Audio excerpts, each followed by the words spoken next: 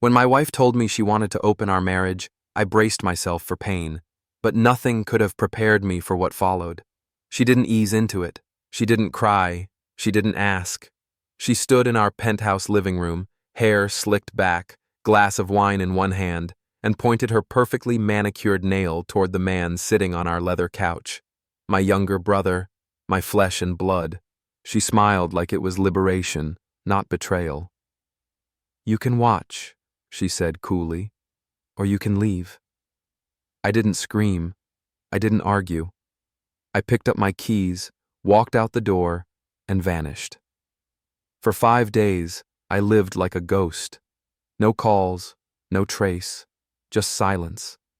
I didn't want answers. I didn't want closure. I wanted distance. But on the 6th day, her parents showed up, knocking, frantic, and pale as if they'd seen death. What they told me rewired everything I thought I knew about betrayal, love, and the lies that fester behind luxury walls. She thought she was in control.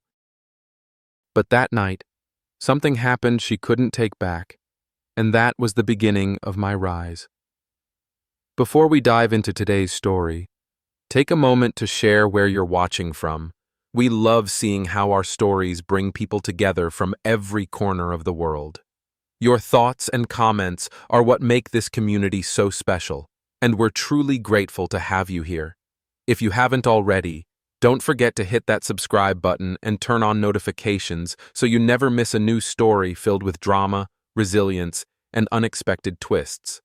Now settle in, get comfortable, and maybe grab your favorite drink, because this is a tale you won't want to miss. Let's get started. I didn't lose it, not when Ilaria said the words, not even when she pointed at Callum sitting on our couch like a king in someone else's castle. She said it so casually, like she was asking me to pass the salt. "We have to open our marriage," she announced, her voice low, flat, rehearsed. Then she added, so effortlessly it made my blood go cold, "And I already found my first partner."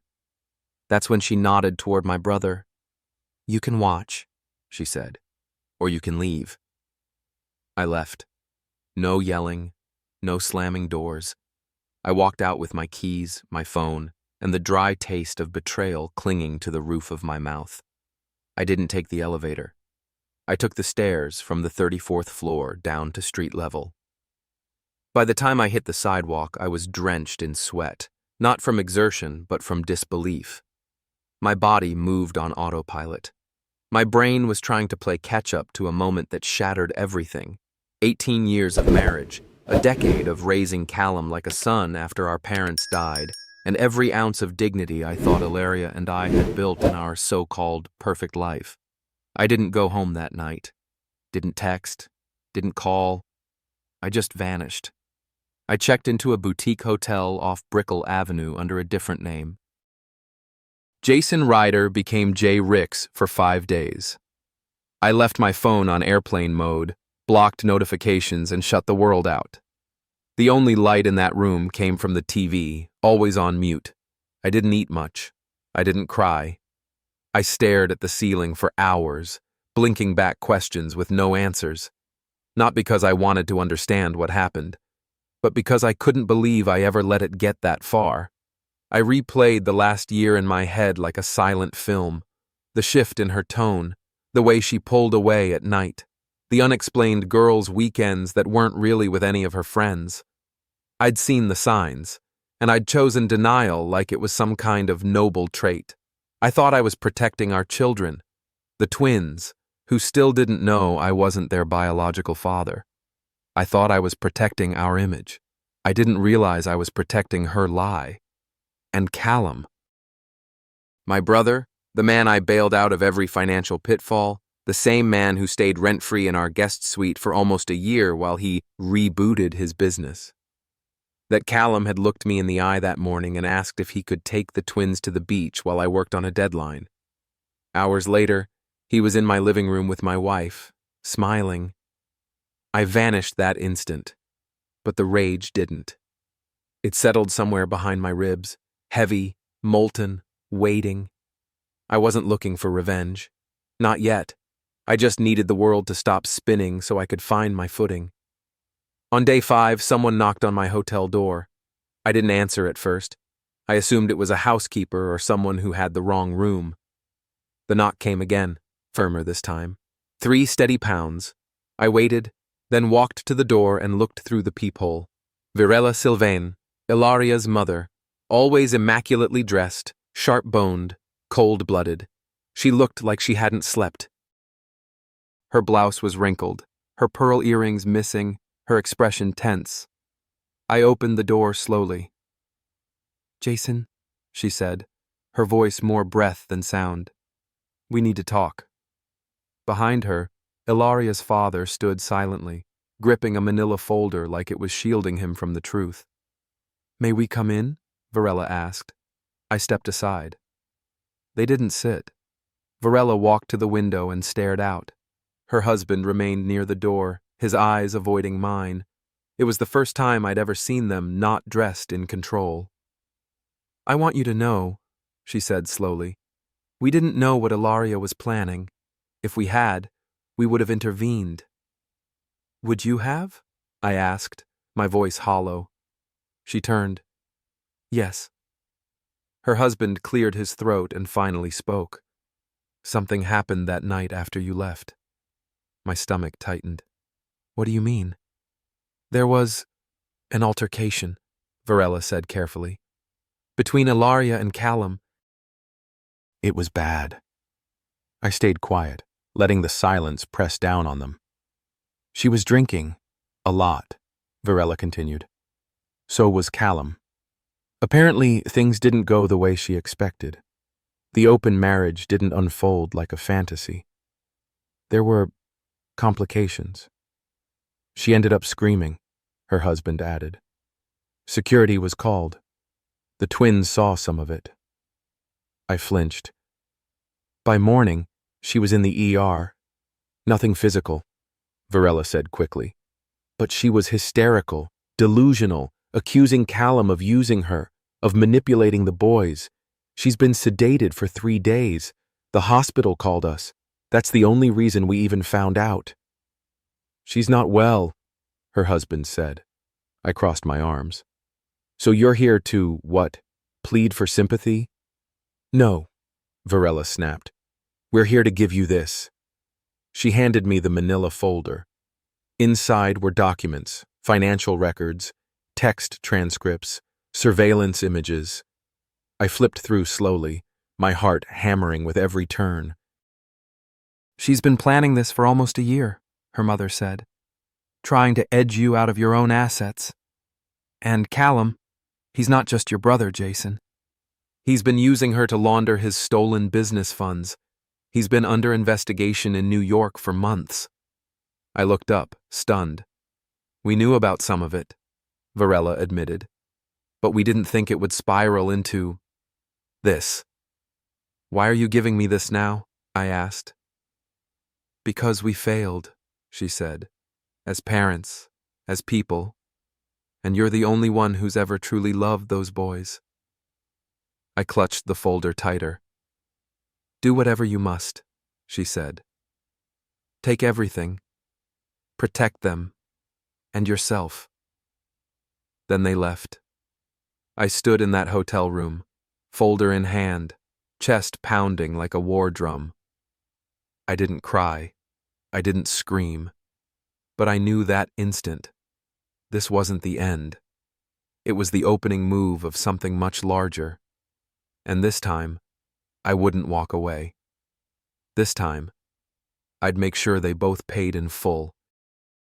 This time, I would rebuild, not quietly, not kindly, but surgically, because now I knew the truth. And the truth, in my hands, was lethal. The silence in the penthouse was sterile. Not peaceful, sterile. Like a place that had been cleaned of memory, bleached of intimacy. When I walked back in, suitcase in hand, I didn't expect welcome. I expected war. What I didn't expect was no one. Not Ilaria, not Callum. Just our 2 boys, Malachi and River, camped out in the living room watching reruns of an old superhero series. I stood in the entryway for a second too long. They didn't notice. It felt surreal. How did they manage to keep going through all this? Then River turned, saw me, and dropped the remote. "Dad?" I braced. "Dad!" He ran over, arms wrapping my waist. Malachi followed, slower but with a half smile. "You're home?" he asked, uncertain. I knelt and held them both. "I'm here." No more explanation. That would come later. For now, I just needed them to feel me, my presence, my grounding, my commitment. In that moment, I wasn't the betrayed husband. I was their father. That role didn't break. Not with betrayal, not with shame. After they went to bed, I walked the halls of our home with the eyes of a stranger. Everything was where it had always been, but it didn't feel like it used to. The energy was off. I could tell Ilaria hadn't been back since that night. The security logs confirmed it. The last time she accessed the door was 2 nights ago, the night she was admitted to the ER. Callum hadn't come back either. That bought me time. The next morning I did everything like normal, made pancakes, checked school emails, watched the boys leave for class with their driver. Then I opened the manila envelope again. The contents hadn't changed, but I had. This wasn't just infidelity. This was systematic betrayal, a conspiracy. The documents proved it. Asset transfers, forged power of attorney letters, Callum's digital signature posing as mine, and, most damning, a private lease agreement for a $4 million townhouse in West Hollywood, funded through my holding company. The same holding company that Ilaria had insisted on using to simplify tax flows. Malik, my attorney, had reviewed it all. "I'm filing a motion for emergency custody," he told me over the phone. "But I want you in that house until it's done. Courts love consistency. You want custody? Be consistent." Understood. "And Jason," he added, "start documenting everything. Every missed call, every unexplained absence, screenshots, voice memos, that ER visit. We're going to subpoena it."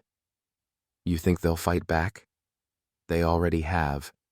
You just didn't notice until now." 2 days later, the door opened at 11:42 a.m. Ilaria returned. She looked exhausted. Hair in a loose knot, no makeup, oversized sunglasses hiding everything but shame.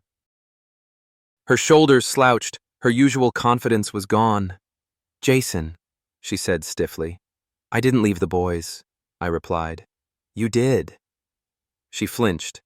"I wasn't ready for this," she mumbled. "For what?" I pressed. "The fallout, or the consequences?" She sighed and stepped further in. "Look, it wasn't meant to happen this way. I told you what I needed. I was honest." "No," I said. "You were cruel. There's a difference." That silenced her.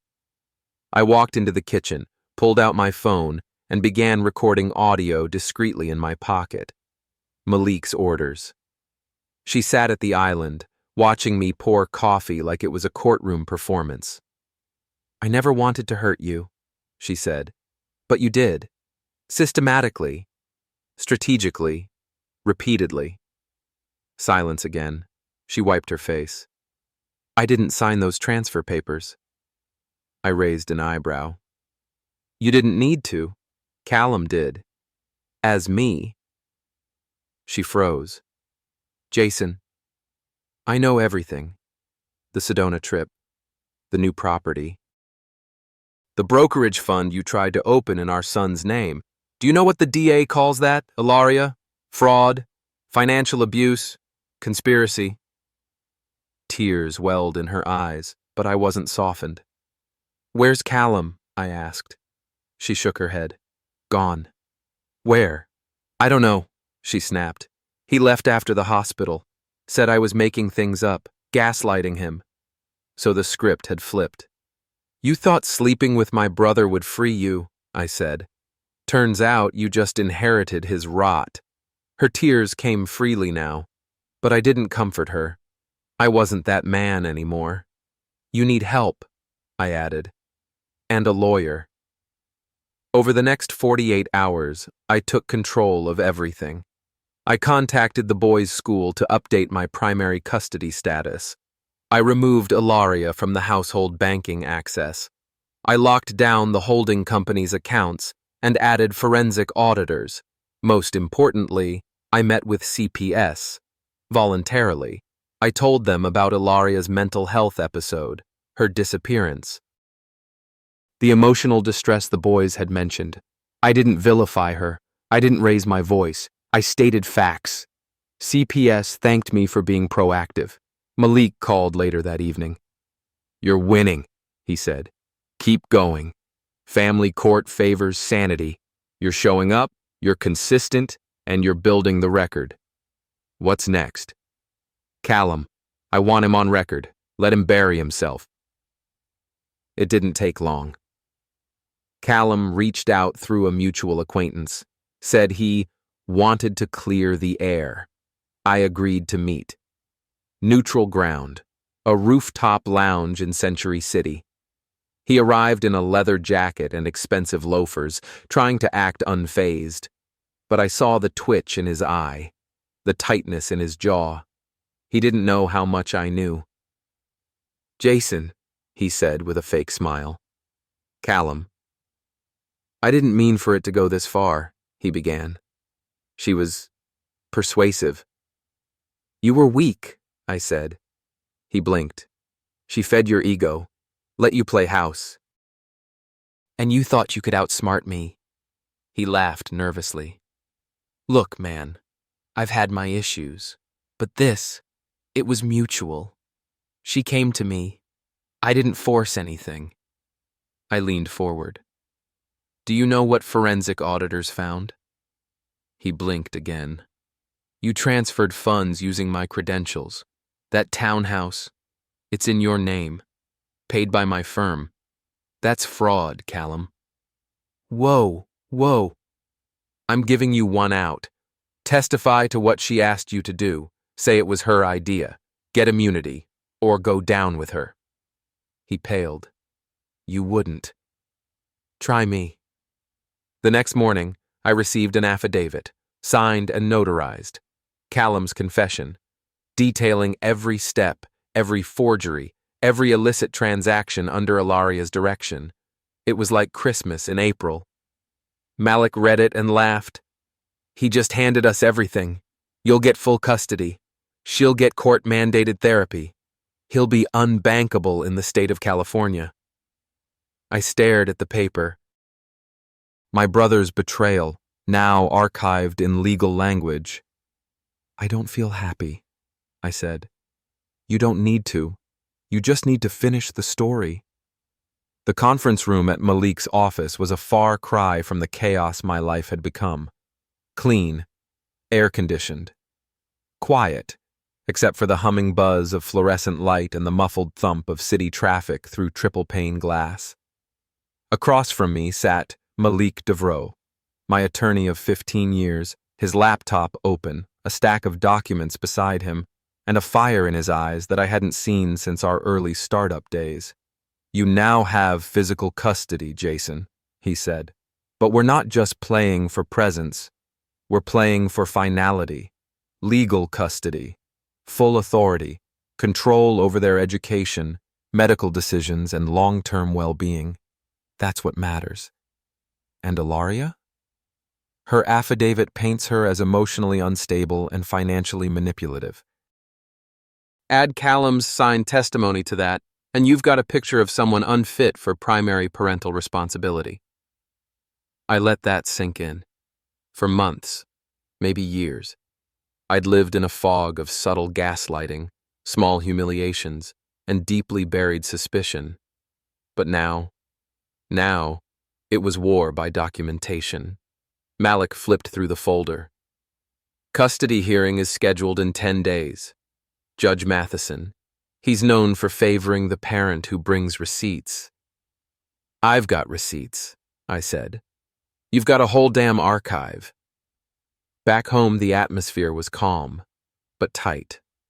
The boys were still processing. They knew something had cracked, knew their mother wasn't around the way she used to be, but they didn't yet know why. Malachi, ever observant, cornered me one evening while River was asleep. "Dad?" he asked. "Why doesn't Mom live here anymore?" I knelt, honest, but age-appropriate. That's what the counselor had told me. "Sometimes grown-ups make mistakes," I said. "Big ones.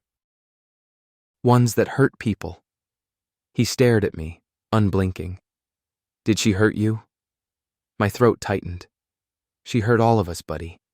But we're gonna be okay. You're safe. That's what matters."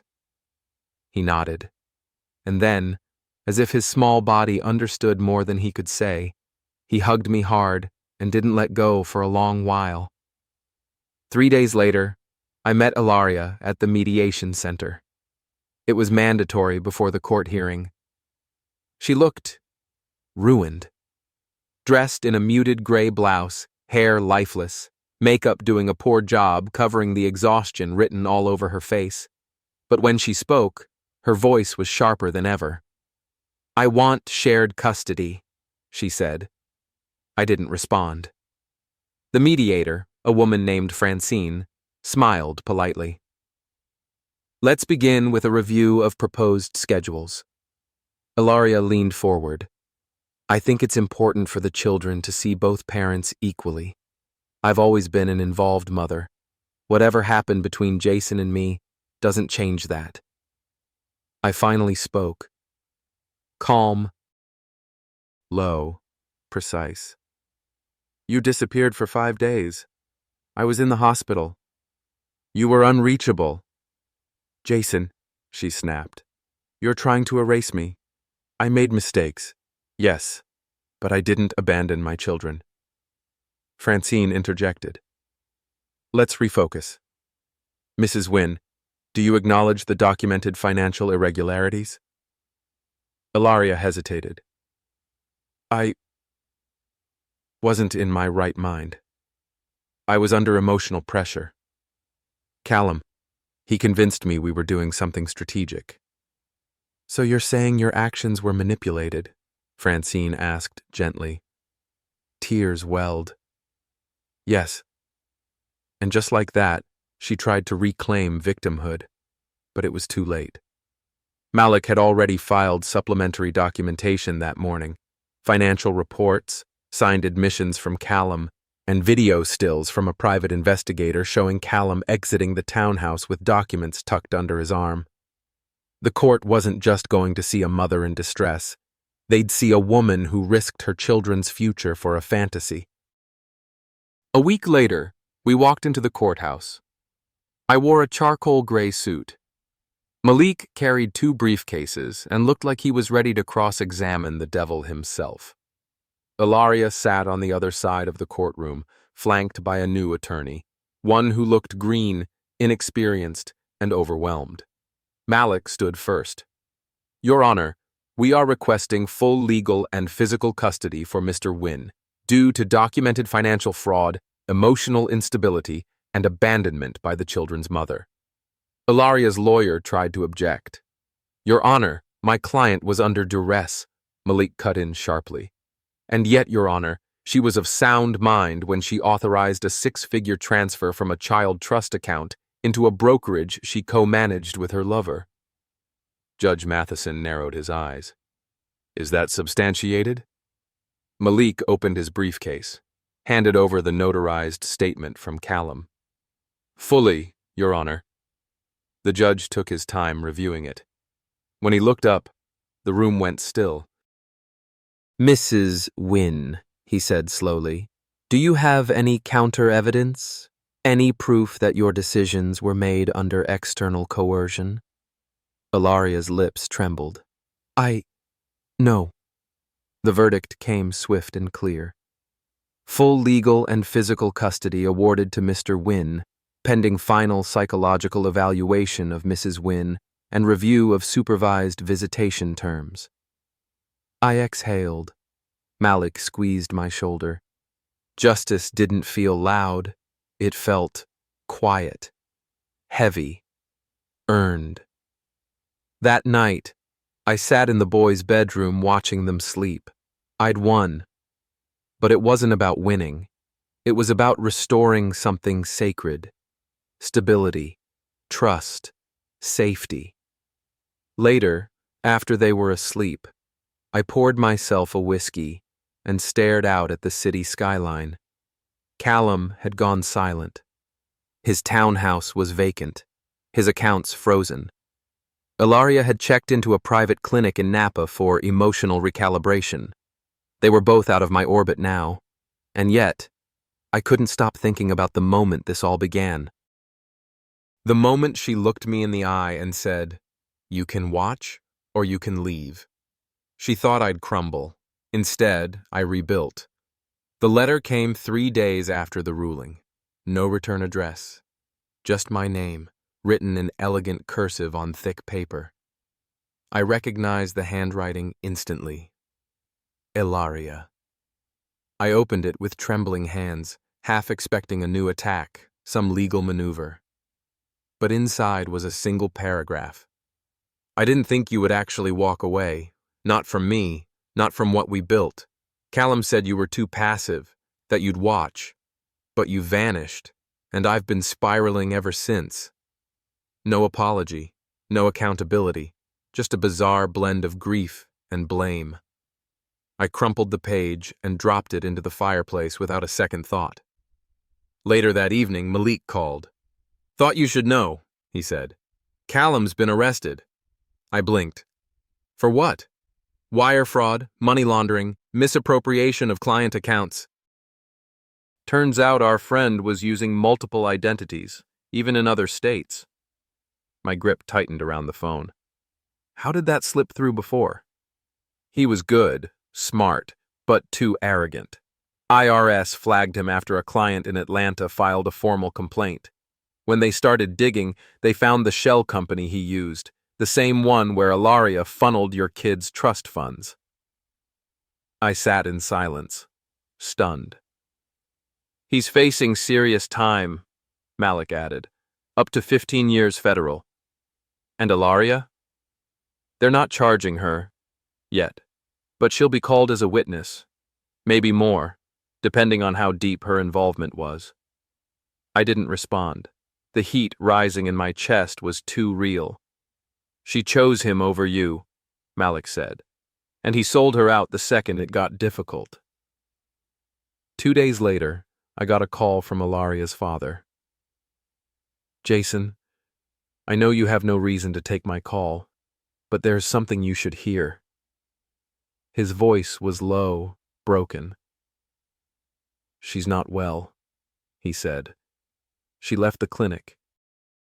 Refused medication, and now she's staying at some extended stay in Pasadena under a different name. Why are you telling me this?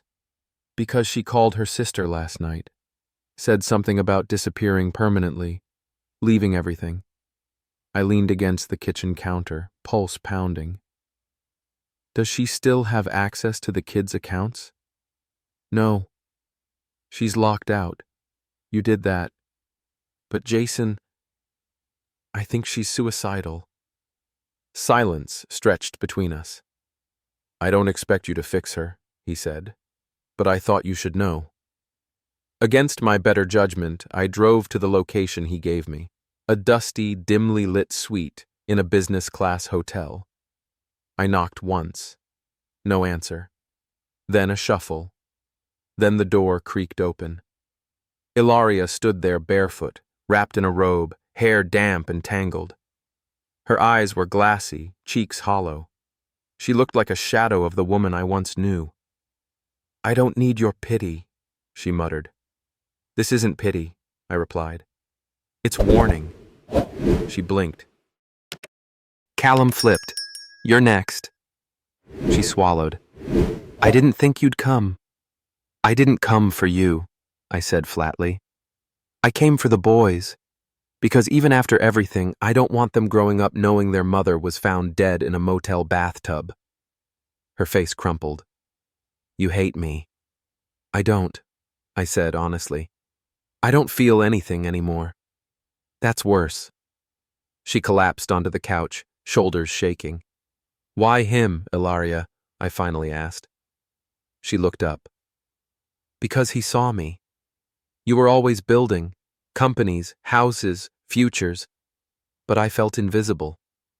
I stared at her. "So you decided to make me watch while you destroyed everything?" Her whisper was barely audible.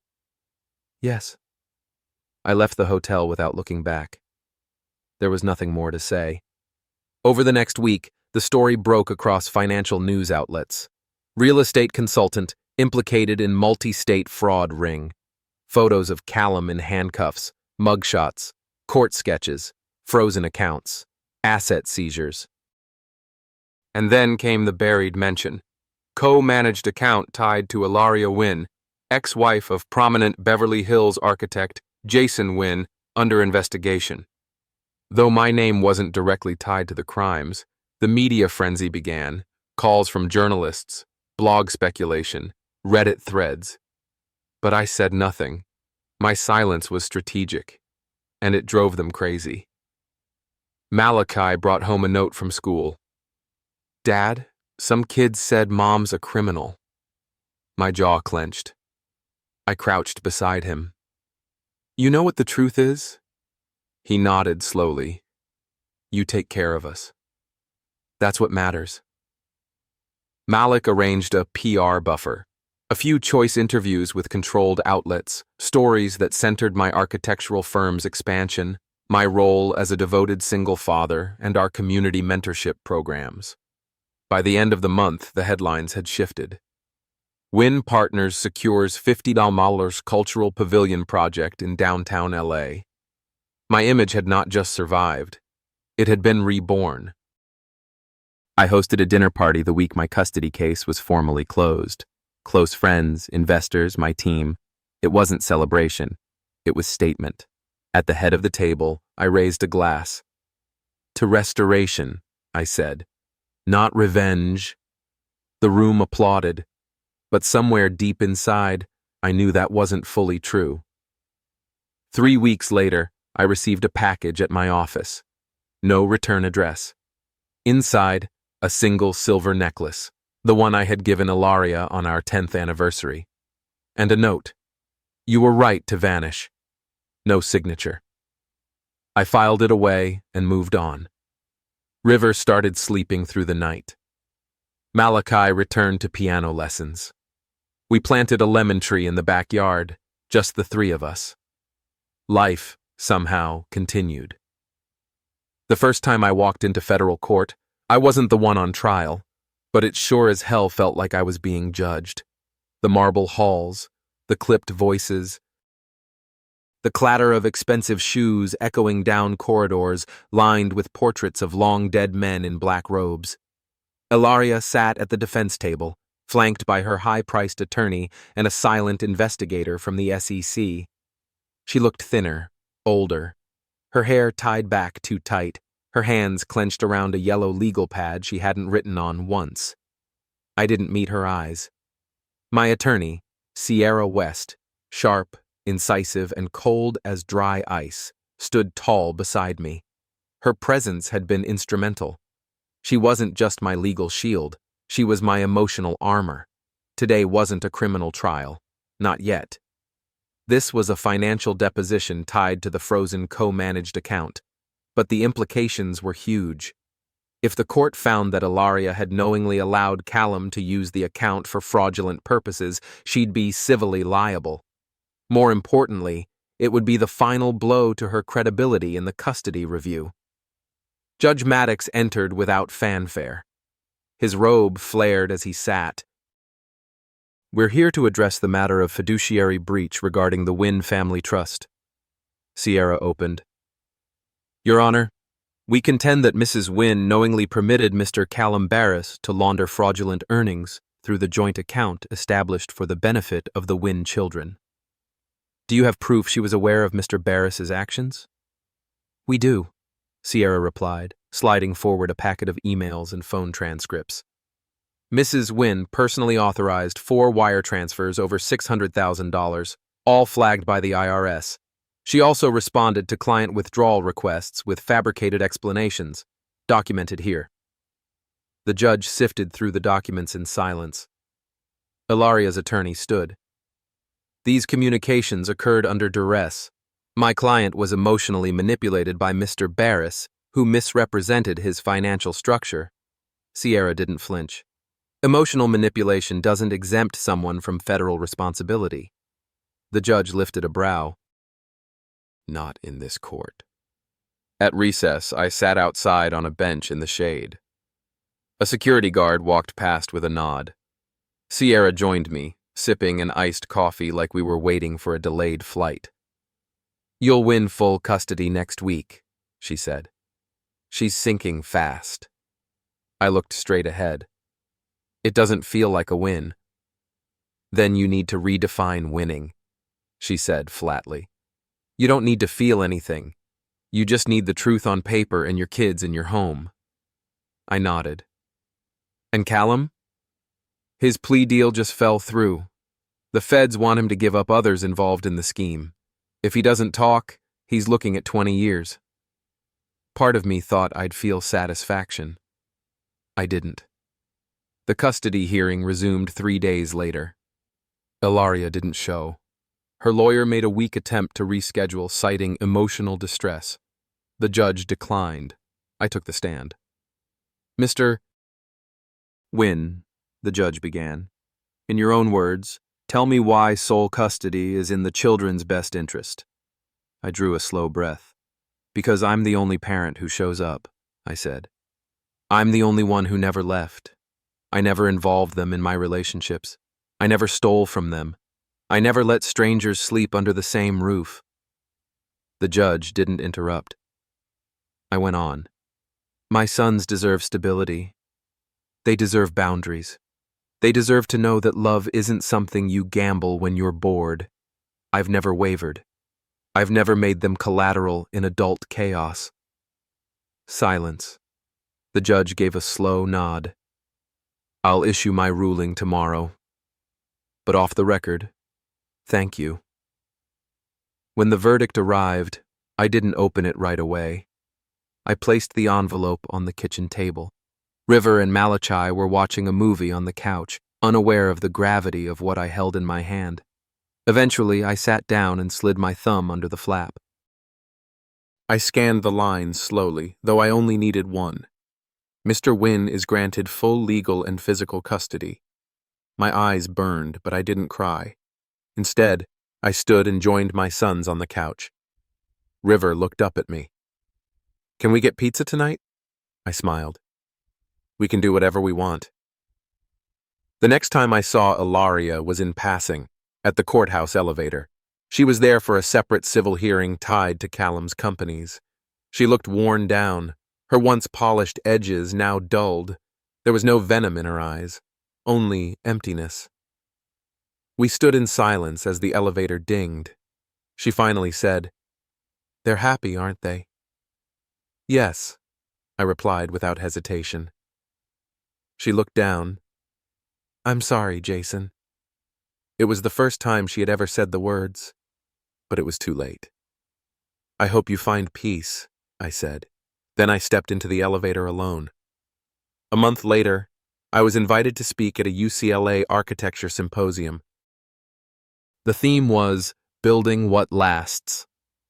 I stood before the audience of students, colleagues, and alumni.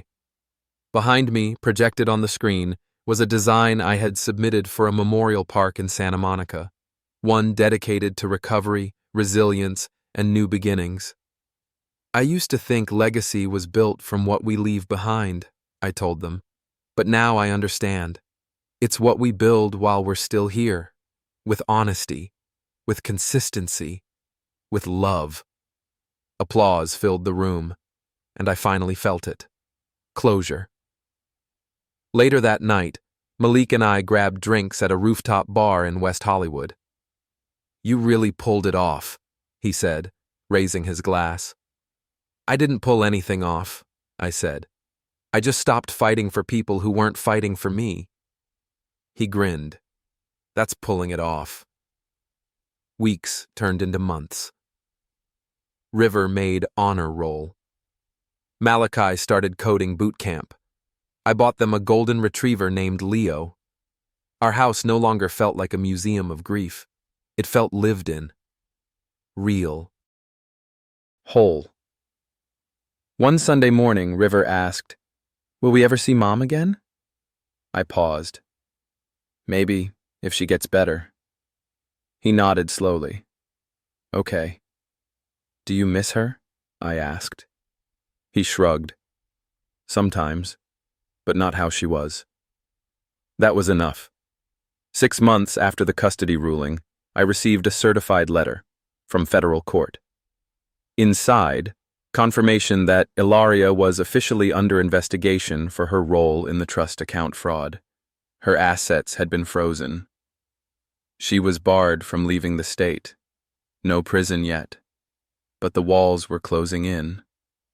One night I dreamed I was back in our old house. Before the unraveling, the boys were laughing, Ilaria humming a song in the kitchen. But even in the dream, something was off. The windows were sealed shut, and the floor was slowly filling with water. I woke up drenched in sweat, and I knew. Even now, a part of me still mourned the ghost of what we once were. But it didn't matter, because I'd finally rebuilt something worth saving. And this time, I wasn't letting go. The courtroom was so silent you could hear the air conditioner buzz. Every pair of eyes, judges, clerks, attorneys, locked on us as if this wasn't just a custody hearing, but a morality play. I sat still, calm, composed.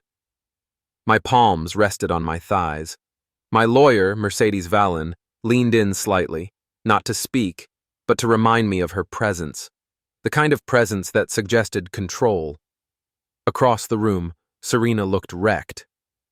Her suit hung off her like she had lost weight in days. The usual high-heeled dominance had shrunk into twitchy ankles and pale lips. And next to her sat Julian, my younger brother, my Judas, looking like a failed indie actor in a courtroom drama. Sunglasses on the collar, smugness wiped clean. But it wasn't about smugness anymore. It was about the truth, and the truth came fast and brutal. Mercedes stood up and presented the envelope with all the grace of a seasoned surgeon about to make the first incision. "Your Honor, I'd like to admit into evidence the forensic audit of joint marital accounts and unauthorized withdrawals by the respondent." Serena flinched. The judge raised an eyebrow. "Proceed." Mercedes opened the files. "This audit confirms Mrs. Holloway began diverting funds 6 months before informing Mr. Holloway of her intent to open the marriage. The transfers were masked through third-party consulting invoices, but all trace back to Mr. Julian Holloway's limited liability company, Holloway Ventures, LLC. That name, Holloway Ventures, was supposed to be mine, a legacy. But Julian had stolen even that, a fake name, a fake business, a fake man. Julian's face stiffened. The judge narrowed her eyes. "Are you alleging financial fraud?" Mercedes nodded. "Yes, Your Honor. And that's not all." What followed was a symphony of truth. The bank statements, the communication logs, the time-stamped texts from Serena to Julian about moving faster before Grayson finds out. We laid it all out. Emails from Julian's burner accounts, instructions from Serena on how to access the children's college funds, how to shift them discreetly, my kid's future used as leverage for some twisted fantasy of a new life built on betrayal. Serena shook her head like she could erase the evidence by refusing it. "This is a misinterpretation. Grayson and I had issues." "Ms. Holloway," the judge cut her off. "This isn't the time for editorializing." But the real blow came next. Mercedes turned to the screen. "Your Honor, with the court's permission, we'd like to present surveillance footage from April 3rd, the night of the incident when Mr. Holloway left the family residence." The lights dimmed slightly. The screen flickered. There we were, in haunting color, Serena holding a wine glass, Julian seated arrogantly on our couch, her voice echoing. "We're opening the marriage. I already found my first partner." "Who?" I asked. She pointed. "Him." My heart nearly stopped rewatching it, but I didn't flinch. Not this time. "Watch or leave," she said in the clip. "That's your choice." The room erupted into a quiet storm of exhales. The judge's expression tightened. A silence stretched long and brutal before she spoke again. "Mr. Holloway, when did you first become aware of this footage?" "2 weeks ago," I said. "My in-home camera system archived it. I had left immediately that night and didn't review it until after her parents informed me of the aftermath." And now came the twist I knew would change the case entirely. Mercedes stood again. "Your Honor, we also submit a sworn deposition from Howard and Cynthia Fairmont, Mrs. Holloway's parents, regarding what occurred the night Mr. Holloway left." Pages turned. Heads tilted. Serena tried to interrupt, but her attorney placed a hand on her shoulder. The judge scanned the document, eyes sharp. "This states the night Mr. Holloway left, Ms. Holloway engaged in a physical altercation with Mr. Julian Holloway. Mr. Julian sustained head trauma. There was evidence of illegal substance use and child endangerment due to their daughter being present during the fight." Gasps. The judge looked furious now. "Ms. Holloway, you never disclosed this incident." Serena's voice broke. "It wasn't like that. He provoked me. And yet you allowed your children to remain in your custody while refusing to inform the court of a violent incident in their presence." Her lawyer tried to intervene, but it was too late. The room had turned. Mercedes landed the final blow with the coldest precision. "Your Honor, my client seeks full custody on grounds of financial fraud, emotional abandonment, physical endangerment of minors, and deliberate alienation. He also seeks legal sanctions for misuse of marital funds and for violation of court-mandated behavioral disclosures." The judge's voice dropped a note. "I'll recess for deliberation." We stood. I didn't look at Serena. I didn't have to. The truth had finally spoken. The hallway outside the courtroom was quiet, but I could feel the tension trailing behind us. Julian didn't follow. He stayed seated, crumbling in place, his social mask slipping away, revealing the scared, petty man beneath. Serena came after me once. "Grayson," she said, her voice shaky. "Don't do this. Please." I turned to her slowly. "Do what, Serena?" I asked. "Tell the truth?" She looked down, her hands trembling. "I didn't mean for it to end like this. I thought we'd figure it out." "You chose my brother," I said, voice calm, cold. "You burned our family for your thrill. And now you're watching it all fall apart because you never thought there'd be consequences." She looked smaller than I'd ever seen her. "You don't get to cry now." Her parents stood behind her. Cynthia's arms folded. Howard couldn't look at her. They knew what came next.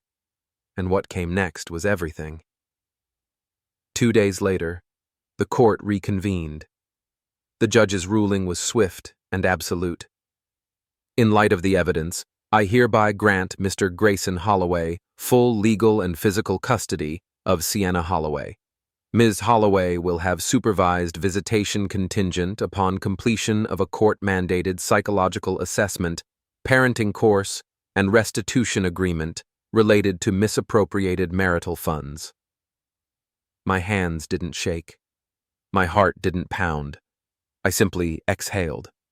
She wasn't crying anymore. She was just gone. The judge continued. "This court further issues a no-contact order against Mr. Julian Holloway involving all minor children of this family, effective immediately. It was over.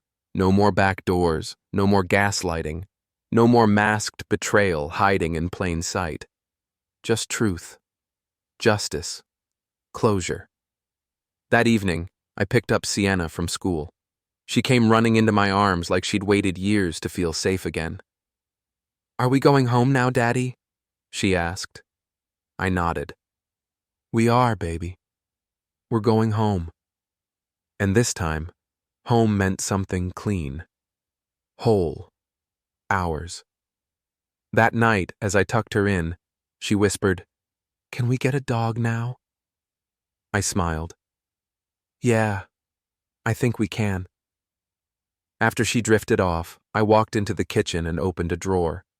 Inside sat the wedding photo I hadn't thrown out yet. Serena and I, young, smiling, lying to ourselves. I took it out, tore it down the center, and dropped her half into the trash. The other half, me holding Sienna on my shoulders, I placed gently back into the drawer. The family I had left was the only part that ever mattered, and we were just getting started. The sun hadn't yet risen when I stepped out onto the terrace of my Brickell high-rise. Below, the city buzzed back to life, but up here, the silence was sacred. Beside me, my daughter Savannah sat quietly, her knees hugged to her chest, her gaze fixed on the horizon. "You okay?" I asked softly. She didn't answer right away, just a small nod. Her presence, though, said everything. We'd made it. It had been exactly 6 months since the court had granted me full custody of Savannah and Liam. 6 months since the gavel came down, and my brother Ezra and my ex-wife Lorena's illusions collapsed publicly. And now, all that remained was peace. Real, earned peace. I still remembered the judge's words that day, ringing like a bell in a cathedral. "This court finds that Mr. Graydon Miles acted in the best interest of his children, while Mrs. Lorena Miles and Mr. Ezra Calder demonstrated negligence, manipulation, and moral recklessness. Full legal and physical custody is granted to Mr. Miles."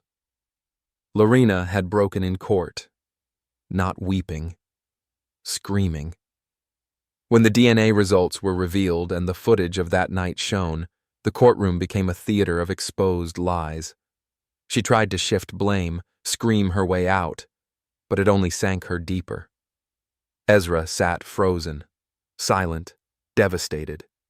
He hadn't spoken a word since. Last I heard, he was living out of a studio apartment in Tampa, working night shifts at a delivery warehouse. From the high-rise penthouses of Brickell to a cot behind a cardboard curtain. Karma didn't need to be swift, just accurate. The footage from that night, the one her father had been forced to confront me about, was what ultimately sealed it. The part Lorena tried to keep buried.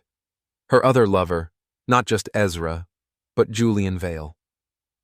Julian, the man who had worked for me as a financial strategist, who turned out to be openly gay, and who later admitted in court that he'd been in a coercive relationship with Lorena for months, used as her opposite escape to justify her affair with Ezra. Julian broke down during cross-examination. He spoke about being used to make Lorena seem like she was keeping options open, when in reality, she was spiraling, emotionally and sexually manipulative to everyone in her orbit. He confessed to helping falsify reports on our joint accounts. His admission of guilt became part of the restitution order.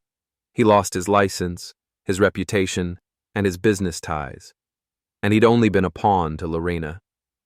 Savannah finally spoke beside me. She called me yesterday. I turned slightly. "Lorena?" "Yeah," she said. "Wanted to talk. Said she missed us." My heart didn't twist anymore. No sharp pangs, no anger, just quiet understanding. "What did you say?" Savannah drew a breath. "I said I hope she finds peace, but we're doing fine without her." I smiled and looked back at the horizon. She had grown so much, so had Liam. Our life now was grounded, balanced. I remembered the day I moved out. Just 5 days after that living room ambush, I disappeared with nothing but my essentials and the digital copies of every document that mattered. I left the house to them, to Lorena, to Ezra, to their delusions. And then I built everything back. The villa in Coral Gables, sold. The proceeds were reinvested into a trust for Savannah and Liam. The business I once ran jointly with Ezra, liquidated and rebuilt under a new name, Miles Strategic. I didn't become a monster. I didn't seek revenge. I documented. I restrained. I let the evidence speak. When Lorena tried to block me from seeing the kids, I countered with proof. When Ezra tried to claim business rights, I presented falsified contracts he signed behind my back. The judge didn't flinch. The final turn came the day Lorena's father stood beside me outside the courtroom. "I should have protected you from her, Graydon," he said. She was always a storm, but I never thought she'd tear apart blood." "You don't owe me an apology," I told him. "You told me the truth when it mattered. That's more than most did." Now, as the city began to shimmer in the morning light, Savannah rested her head on my shoulder. For the first time in years, I felt whole. I pulled out my phone and scrolled through the messages. Liam had left me a voice note last night. "Hey, Dad. Just wanted to say thanks for everything. I know it was hard, but you never left us. That means more than you know. Night." That was all I needed. Not revenge. Not public praise. Just the knowledge that I'd rebuilt something real. Without spectacle. Without screaming.